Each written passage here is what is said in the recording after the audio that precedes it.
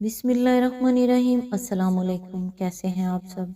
इंशाल्लाह सभी ठीक होंगे और अल्लाह की रहमतों के साए में होंगे। मर्दानगी जिनसी इस्तिलाह नहीं बल्कि सिफाती सीगा है। मर्द वो नहीं होता जो औरत को हामला करने का अहल हो, बल्कि मर्दानगी उससे बहुत आगे की बात है। बच्चे तो जानवरों के यहाँ भी पैदा होते हैं। मर्द और दर्द यानी एहसास दोनों साथ साथ चलते हैं। जो अपनी बीवी बच्चों का दर्द नहीं समझ सकता मर्द कहलाने के काबिल नहीं।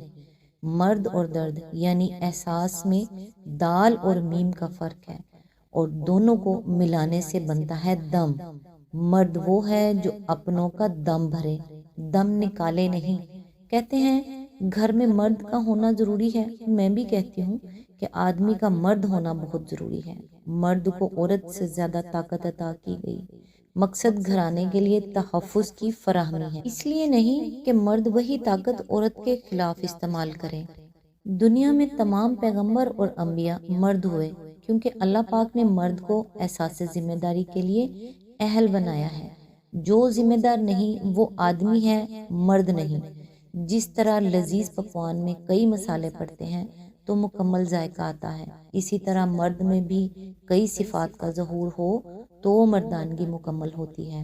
मर्द होने के लिए सादिक, हसास, साबर, बहादुर, काने और दूर अंदेश होना लाजिम है।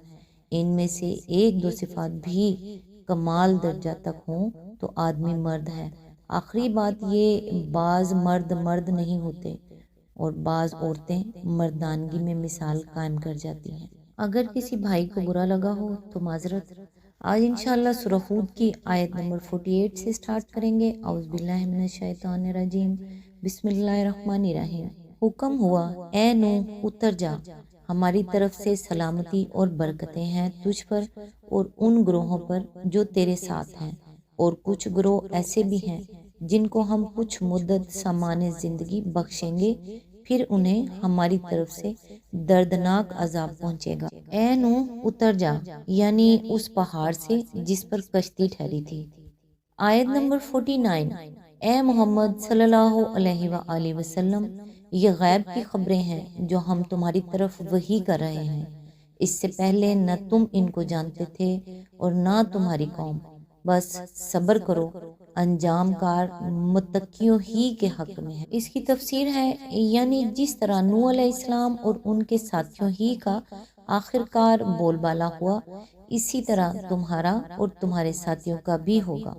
खुदा का कानून यही है कि इब्तदाए कार में दुश्मनाने हक ख्वाह कितने ही कामयाब हों, मगर आखिरी कामयाबी सिर्फ उन लोगों का हिस्सा होती है जो खुदा से डर कर फिक्र अमल की गलत राहों से बचते हुए मकसद हक के लिए काम करते हैं। लिहाजा इस वक्त जो मसाइब व शदायद तुम पर गुजर रहे हैं, जिन मुश्किलात से तुम दो चार हो रहे हो और तुम्हारी दावत को दबाने में तुम्हारे मुखालिफों को बज़ाहिर जो कामयाबी होती नजर आ रही है, इस पर बददिल ना हो, बल्कि हिम्मत और सब्र के साथ अपना काम किए चले जाओ।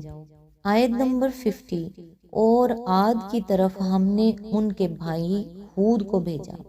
उसने कहा, ए बरादराने कौम, अल्लाह की बंदगी करो, तुम्हारा कोई खुदा उसके सिवा नहीं है, तुमने महज झूठ कर रखे हैं।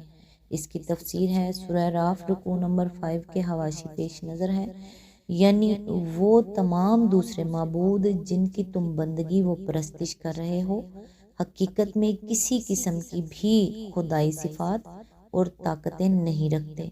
बंदगी व परस्तिश का कोई इस्तेकाक उनको हासिल नहीं है।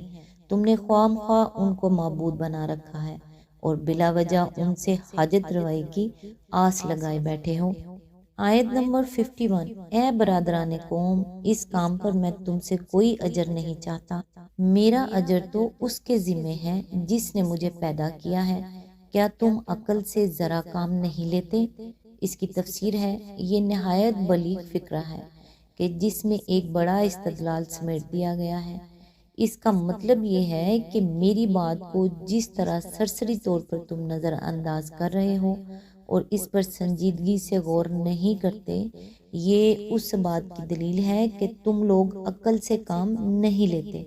वरना अगर तुम अक्ल से काम लेने वाले होते تو ضرور سوچتے کہ جو شخص اپنی کسی ذاتی غرض کے بغیر دعوت و تبلیغ اور تذکیر و نصیحت کی یہ سب مشقتیں جھیل رہا ہے، جس کی اس تگدو میں تم کسی شخصی یا خاندانی مفاد کا شائبہ تک نہیں پا سکتے، وہ ضرور اپنے پاس یقین و ذہن کی کوئی ایسی بنیاد اور ضمیر کے اطمینان کی کوئی ایسی وجہ رکھتا ہے جس کی بنا پر اس نے اپنا عیش و آرام چھوڑ کر اپنی دنیا بنانے کی فکر سے بے پرواہ ہو کر اپنے آپ کو اس جوخم میں ڈالا ہے کہ صدیوں کے جمے اور رچے ہوئے عقائد رسوم اور طرز زندگی کے خلاف آواز اٹھائے اور اس کی بدولت دنیا بھر کی دشمنی مول لے۔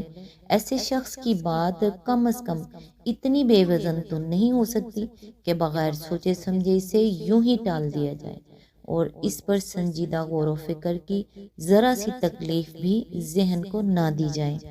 آیت نمبر 52، اور اے میری قوم کے لوگوں، اپنے رب سے معافی چاہو، پھر اس کی طرف پلٹو، وہ تم پر آسمان کے دہانے کھول دے گا اور تمہاری موجودہ قوت پر مزید قوت کا اضافہ کرے گا۔ مجرموں کی طرح منہ نہ پھیرو۔ اس کی تفسیر ہے، یہ وہی بات ہے جو پہلے رکوع میں محمد صلی اللہ علیہ وآلہ وسلم سے کہلوائی گئی تھی کہ اپنے رب سے معافی مانگو اور اس کی طرف پلٹ آؤ تو وہ تم کو اچھا سامان زندگی دے گا۔ اس سے معلوم ہوا کہ آخرت ہی میں نہیں، اس دنیا میں بھی قوموں کی قسمتوں کا اتار چڑھاؤ اخلاقی بنیادوں پر ہی ہوتا ہے۔ اللہ تعالیٰ اس عالم پر جو فرمانروائی کر رہا ہے وہ اخلاقی اصولوں پر مبنی ہے، نہ کہ ان طبعی اصولوں پر جو اخلاقی خیر و شر کے امتیاز سے خالی ہوں۔ یہ بات کئی مقامات پر قرآن میں فرمائی گئی ہے کہ جب ایک قوم کے پاس نبی کے ذریعے سے خدا کا پیغام پہنچتا ہے تو اس کی قسمت اس پیغام کے ساتھ معلق ہو جاتی ہے۔ اگر وہ اسے قبول کر لیتی ہے تو اللہ تعالیٰ اس پر اپنی نعمتوں اور برکتوں کے دروازے کھول دیتا ہے، اگر رد کر دیتی ہے تو اسے تباہ کر ڈالا جاتا ہے۔ یہ گویا ایک دفعہ ہے اس اخلاقی قانون کی جس پر اللہ تعالیٰ انسان کے ساتھ معاملہ کر رہا ہے، اسی طرح اس قانون کی ایک دفعہ یہ بھی ہے کہ جو قوم دنیا کی خوشحالی سے فریب کھا کر ظلم و مصیبت کی راہوں پر چل نکلتی ہے، اس کا انجام بربادی ہے، لیکن عین اس وقت جب کہ وہ اپنے اس برے انجام کی طرف چلی جا رہی ہو، اگر وہ اپنی غلطی کو محسوس کر لے اور نافرمانی چھوڑ کر خدا کی بندگی کی طرف پلٹ آئے تو اس کی قسمت بدل جاتی ہے، اس کی مہلت عمل میں اضافہ کر دیا جاتا ہے اور مستقبل میں اس کے لیے عذاب کے بجائے انعام، ترقی اور سرفرازی کا فیصلہ لکھ دیا جاتا ہے۔ آج تک کے لیے اتنا ہی، نیکسٹ انشاءاللہ آیت نمبر 53 سے سٹارٹ کریں گے۔ تب تک کے لیے دعاؤں میں یاد رکھیے گا۔ اللہ حافظ۔